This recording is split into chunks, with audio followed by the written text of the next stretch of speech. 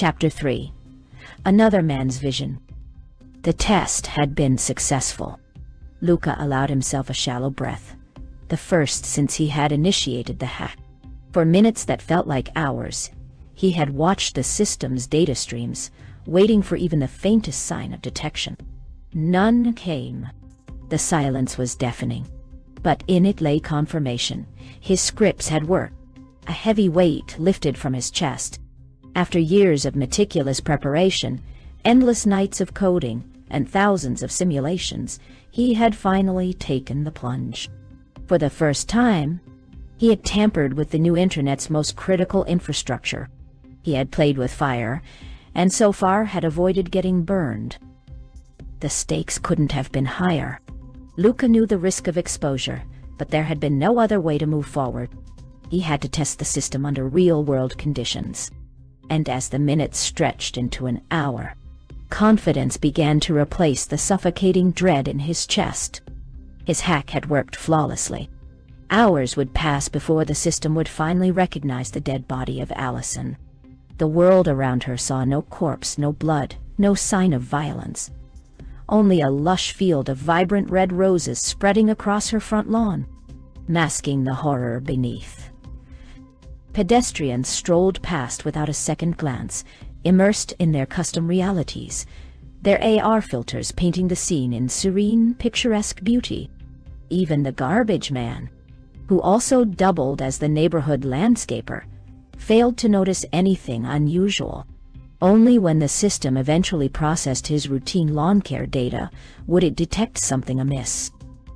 Until then, Allison's death was hidden in plain sight. Luca spent the rest of the day poring over logs and data, scrutinizing every report connected to Allison. Each parameter, every response from the central AI, had to be perfect.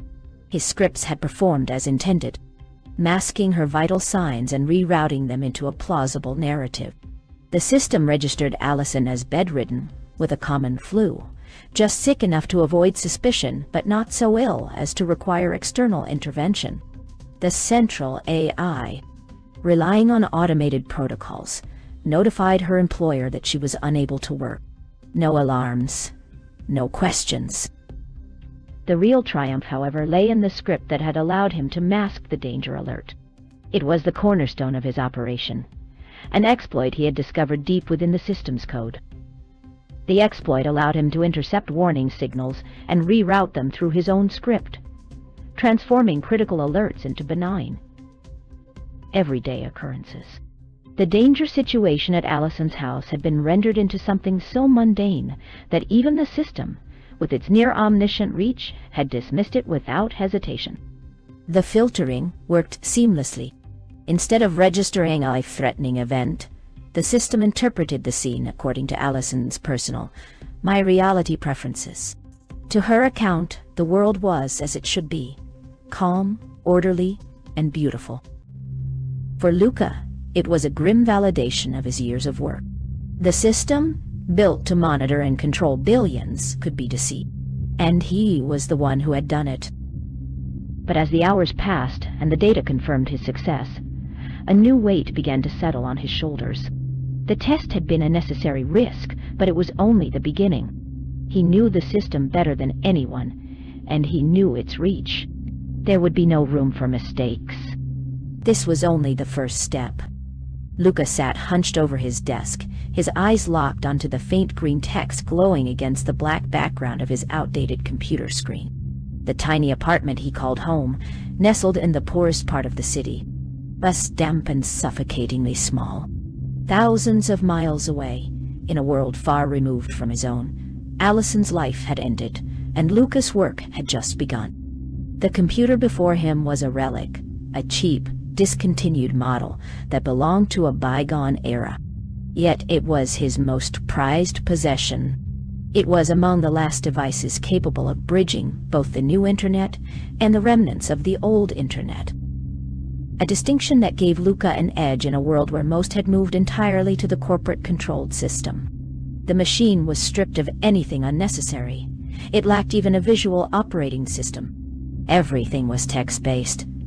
lines of green text scrolling across the screen like whispers from a forgotten past. His fingers moved quickly across the keyboard, typing commands that allowed him to monitor hundreds of systems in real time. Every line of code he executed was precise, intentional, and vital to ensuring his scripts performed as expected. He couldn't afford a single mistake. Finding someone like Allison had been disturbingly easy. She hadn't even been his original target. Lucas Scripps scanned the records of companies with high employee turnover, particularly small and medium-sized businesses, where labor exploitation was rampant.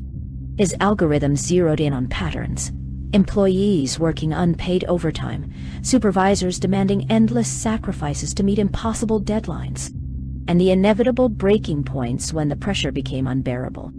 Steve had been one of many cases flagged by Lucas Scripps, a man stretched to the brink by years of unrelenting stress and dehumanizing conditions. For each case, Lucas' system identified the managers responsible for driving their employees to the edge. He crafted specialized scripts for each manager, waiting for the moment when their actions would push someone too far, when the breaking point would snap into violence. The use of my reality made this process all the more insidious. Managers living in their augmented bubbles rarely saw the real faces of their employees. They issued impossible orders and demanded unpaid labor with cheerful smiles, oblivious to the emotional toll they inflicted. The employees, in turn, had their pain masked by the AR filters, rendering their expressions serene or even joyful. The system ensured no one saw the strain, the fatigue, or the despair. It wasn't just Allison and Steve. People cracked under the pressure constantly, pushed to their limits by a system designed to grind them down. The corporate AI caught most of them before they acted, neutralizing threats swiftly and quietly. These incidents never made it into the news. The world remained a happy, happy place, or so the façade insisted. But Allison's death was different.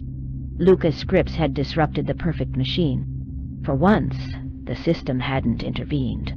For once, the consequences of relentless exploitation had played out without being sanitized or erased. And Luca wasn't finished. His fingers paused for a moment as he scanned the output scrolling across his screen. His work was meticulous. Each line of code, a small rebellion against a world where misery was dressed in roses.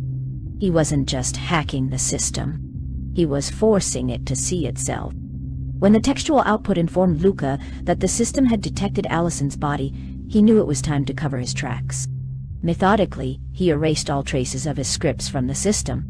Before logging out, he executed a batch script, a carefully crafted piece of code that subtly altered the back-end server scripts of the MyReality app.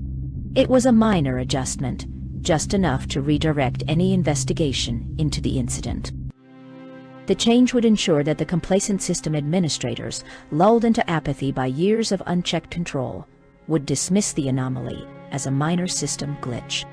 A ticket would be generated, shuffled into the endless backlog of routine maintenance tasks. Eventually, it would land in the hands of one of the corporation's mediocre programmers, someone barely competent enough to patch it. Luca knew they'd likely do a sloppy job, leaving his back door into the system, access through the old internet, intact and undetected. The old internet was a ghost of the titan it had once been. At the dawn of the new internet, corporations had pushed aggressively to eliminate it entirely, but even they had been forced to compromise. The transition of global software services required a period of coexistence between the two systems. Once the transition was complete, however, the old internet faded into near obscurity. Its user base dwindled to a negligible fraction of the population, and the corporations, smug in their domination, abandoned any efforts to maintain or monitor it. Publicly, they touted their solidarity, claiming that preserving the old internet was a gesture of goodwill for the minority who resisted the new internet. In truth, they saw no threat in its survival.